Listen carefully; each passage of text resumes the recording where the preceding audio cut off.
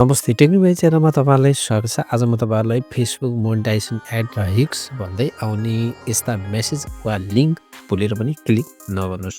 यो बारेमा म तपाईँहरूलाई जानकारी गराउनेछु। च्यानल नयाँ हुन्छ भने छेउमा रहेको बेल अल थिच्नु होला, लाइक गर्नु होला, भिडियोलाई सेयर गर्नु होला, पुऱ्याउनुहोस् भिडियोतर्फ। नेपालको फेसबुकको कन्टेन्ट मोनेटाइजेसन सुविधा 2025 सेप्टेम्बरदेखि औपचारिक रूपमा सुरु भएता हजारौँ क्रिएटरहरूले आफ्नो कन्टेन्टबाट कमाइ सुरु गर्न थालेका छन्। रिल्स, भिडियो, फोटो र टेक्स्ट पोस्टबाट उनीहरूले पैसा कमाउने अवसर पाएका छन्। तर यो अवसरसँगै स्क्यामरहरू पनि सक्रिय भएका छन्।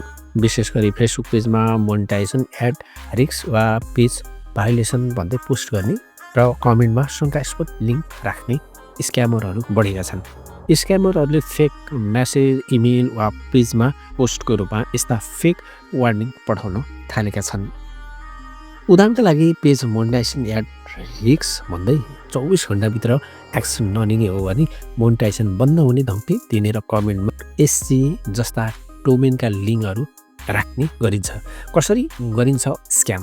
स्क्यामरहरूले तपाईँको फेसबुकका पेजमा फेक पोस्ट रेकमेन्ड गर्छन्, जसमा फेसबुक भाइलेसन वा युटिलिटिज भन्दै मोनेटाइजेसन बन्द हुने चेतावनी दिन्छन्। कमेन्ट ब्रेक अकाउन्टबाट लिङ्क राखिन्छ, जस्तै कुनै पनि शङ्कास्पद हुन्छ त्यहाँनिर @ अथवा त्यस्तो टाइपको फर भन्ने हुन्छ, त्यो त्यहाँ राखिएका हुन्छन्। अनि यो लिङ्कमा क्लिक गर्दा फेक रिभ्यू पेज खुल्छ, जसले तपाईँको फेसबुकमा लगइन पासवर्ड, 2FA कोड वा अन्य डिटेल माग्छ।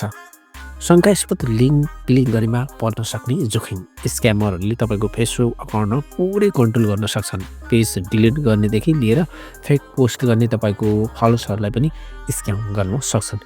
यदि तपाईँको पेमेन्ट डिटेल लिङ्क गरिसकेको छ भने ब्याङ्क अकाउन्टबाट पैसा चोरी हुनसक्छ। पासवर्ड, इमेल, फोन नम्बर चोरी भएमा अन्य अकाउन्ट, ब्याङ्क, जिमेल आदिमा पनि खतरा पर्न सक्छ। ह्याक भएपछि फेक कन्टेन्ट पोस्ट गरेर वास्तविक भायोलेसन हुनसक्छ भने पेज स्थायी रूपमा बन्द हुने खतरा हुन्छ। केही स्क्याममा समस्या समाधान गर्न भन्दै पैसा माग्न सक्छन्। स्क्यामबाट जोगिन के गर्ने?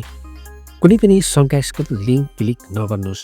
जस्तै तपाईँहरूले SURGE.SG अथवा त्यस्तो टाइपको कुनै पनि लिङ्कहरू राखिएको छ अथवा पठाइएको छ तपाईँहरूको फेसबुक कमेन्टमा अथवा कुनै तपाईँहरूको पेजमा अथवा कुनै कतैबाट त्यस्तो आयो भने तपाईँहरूले अनौपचारिक डोमेनहरू, लिङ्कहरू कहिले पनि नखोल्नुहोस्। अथवा मेटा फेसबुकले यस्ता साइटहरू प्रयोग गर्दैन। तपाईँहरूले त्यो क्लियर हुनुपर्छ। आधिकारिक तरिकाबाट मात्र चेक गर्नुहोस्। फेसबुक एप वा facebook.com लगइन गरेर पेज सेटिङ वा privacy, page quality and support inbox हेर्नुहोस्। वास्तविक समस्या भएमा त्यहाँ नै देख्न र अपिल अप्सन हुन्छ। फेक पोस्ट रिपोर्ट गर्नुहोस्। पोस्टमा 3 डट क्लिक गरेर रिपोर्ट पोस्ट स्क्याम और फ्रड छान्नुहोस्। र अर्को छ 2 फ्याक्टर अथेन्टिकेसन, 2FA अन गर्नुहोस्। सेटिङ जस्तै सेक्युरिटी एन्ड लगइनमा गएर अन गर्नुहोस्। मैले अलरेडी भिडियो बनाइसकेको छु, यसले ह्याक हुन गाह्रो बनाउँछ।